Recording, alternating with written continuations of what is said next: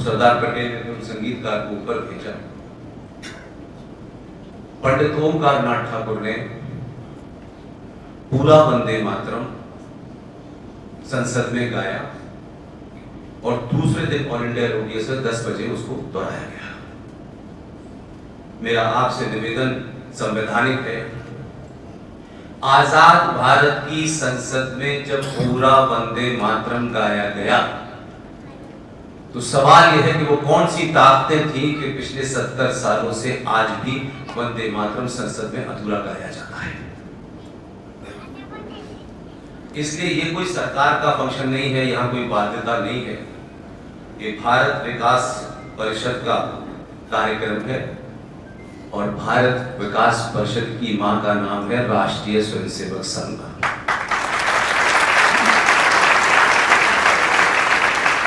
इसलिए कम से कम ऐसे कार्यक्रमों के अंदर पूरा वंदे मातरम गाएं ताकि आने वाली नस्लों को पता चले कि हम 15 अगस्त 1947 को पैदा नहीं हुए हैं।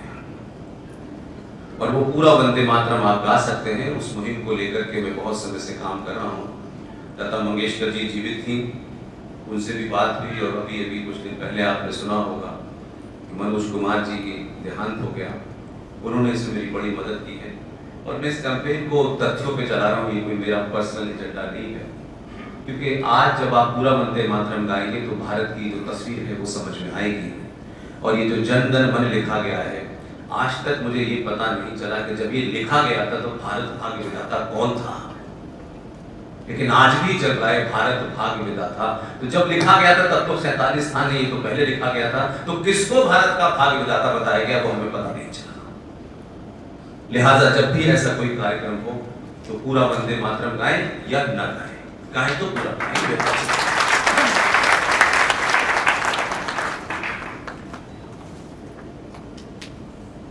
अब आते हैं असली बात पे। इस कार्यक्रम को एक लंबे समय से इसका इंतजार था। छत्तीसगढ़ में मैं शायद किसी को नहीं जानता था,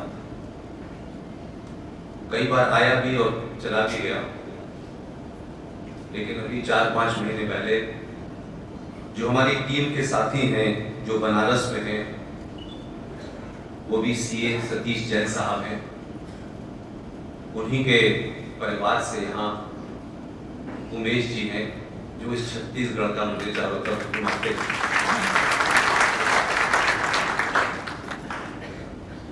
मेरी पहली विनती आपसे है, जिस शब्द को आप नहीं जानते उस शब्द का इस्तेमाल न करें। सब कर रहे हैं, अब सब मूर्ख हैं तो उसमें मत खड़े हुए। इसलिए सभा शुरू करने से पहले मेरी आपसे एक विनती है कि अभी 2 दिन पहले जो एक बहुत ही दुख भरी हृदय विदारक घटना घटी है, उसमें कोई 300 से आसपास सनातनी हिंदू मारे गए हैं। आप सबसे मेरा निवेदन है कि ये राष्ट्र का फंक्शन है, कोई सरकारी फंक्शन नहीं है। सरकार क्या करेगी क्या नहीं करेगी मैं इसको नहीं जानता। आप सब लोग 2 मिनट के लिए उस हवाई क्रैश में मारे गए भारतीयों की याद में मौन रखें।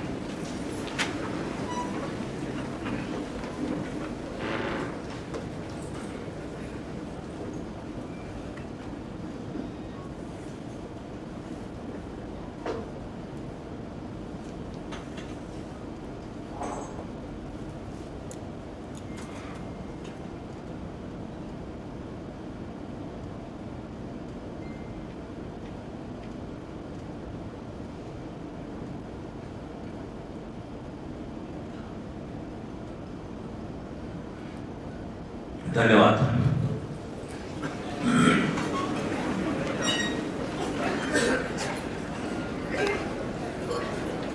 एक आपके सामने कुछ ऐसी तारीखें, कुछ ऐसी घटनाएं रखना चाहता हूं।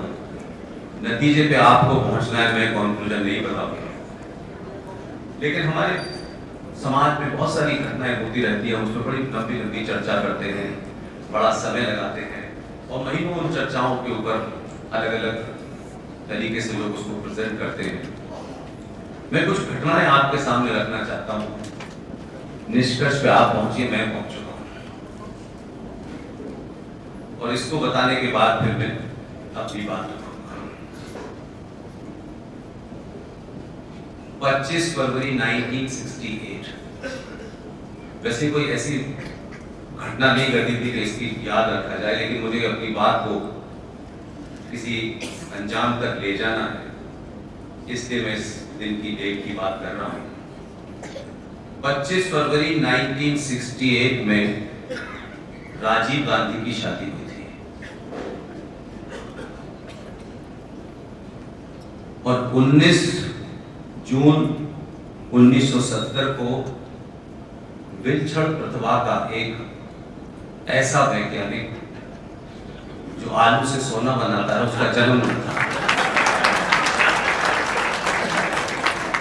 12 जनवरी 1972 को उस परिवार में एक बेटी पैदा हुई जो 40 साल के बाद सिर्फ 2 ही बातें कहती है कि उसकी नाक इंदिरा गांधी से जुड़ी है, उसके बाल इंदिरा गांधी से मिलते हैं, फिरोज गांधी का कोई कंट्रीब्यूशन नहीं है। 23 फरवरी 1974 संजय गांधी की शादी होती है और 13 मार्च 1980 को वरुण गांधी का जन्म होता है। यहां तक तो अपनी बात कहने के लिए मुझे ये रखना था, लेकिन इन घटनाओं को जोड़िएगा, मैं 1000 बार जोड़ चुका हूं और ये कोई ऐसी नहीं कि ज्यादातर जो मुझसे उम्र में बड़े होंगे उनको भी होगा और मेरे कंटेम्परेरी लोग हैं उनको भी अंदाजा होगा। 23 जून 1980 को संजय गांधी दिल्ली के सफदरजंग फ्लाई क्लब में रोज की तरह उड़ान भरने गए और उनका प्लेन उड़ने के 5 मिनट बाद गिर गया और उनकी मृत्यु हो गई। हिंदुस्तान की, भारत की सबसे ताकतवर प्रॉपर्टिकल पार्टी, उनके घर में एक बेटे की इस तरीके से दुर्घटना में मौत हो जाए, आज तक उसका कोई पोस्टमार्टम नहीं हुआ है। 28 मार्च, अब आप घटना को कनेक्ट करेंगे, 28 मार्च 1982 को संजय गांधी इंदिरा गांधी के बहुत क्लोज थे और एक सफदरजंग के अंदर जब राजीव गांधी भारत आए थे तब से वो वहीं रह रहे थे। 28 मार्च 1982 को मेनका गांधी, जो संजय गांधी की पत्नी है और जो उनका बेटा था 1.5 साल का वरुण, क्यों और कैसे उन दोनों लोगों को इंदिरा गांधी के घर से धक्के मार के निकाल करके उनका सारा सामान सड़क पे फेंक दिया था। 31 अक्टूबर 1984 को एक सफदरजंग, जो प्रधानमंत्री का पुराना कार्यालय है, उस कार्यालय के बीच में सिर्फ एक रोड आती है और दूसरी तरफ उनका घर है। एक विदेशी टेलीविजन श्रीमती इंदिरा गांधी का इंटरव्यू लेने आया। अब आज तक किसी ने कोई इस बात का जवाब नहीं दिया कि जो टाइमिंग उनके इंटरव्यू की फिक्स थी, आखिर किसने एक सफदरजंग प्रधानमंत्री के निवास से ऑफिस पर टेलीफोन करके ये कहा कि मैडम 15 मिनट लेट आएगी, और मैडम 15 मिनट लेट गई और उनकी हत्या हो गई। जो लोग घर में मौजूद थे वो श्रीमती इंदिरा गांधी को देश के सबसे बड़े हॉस्पिटल लेके नहीं गए, बल्कि एक दिल्ली के लोकल हॉस्पिटल में गए और वहां का गेट बंद था और उसके बाद श्रीमती इंदिरा गांधी एम्स पहुंची और उन्हें वहां मृत्यु घोषित कर दिया गया। और 31 दिसंबर 1984 को आनंद फानन में राजीव गांधी को देश के प्रधानमंत्री पद की शपथ दिलाई गई और वो 89 तक प्रधानमंत्री रहे। और 21 मई 1991 को 21 मई से 10 तारीख तक पीछे जाएंगे अगर आप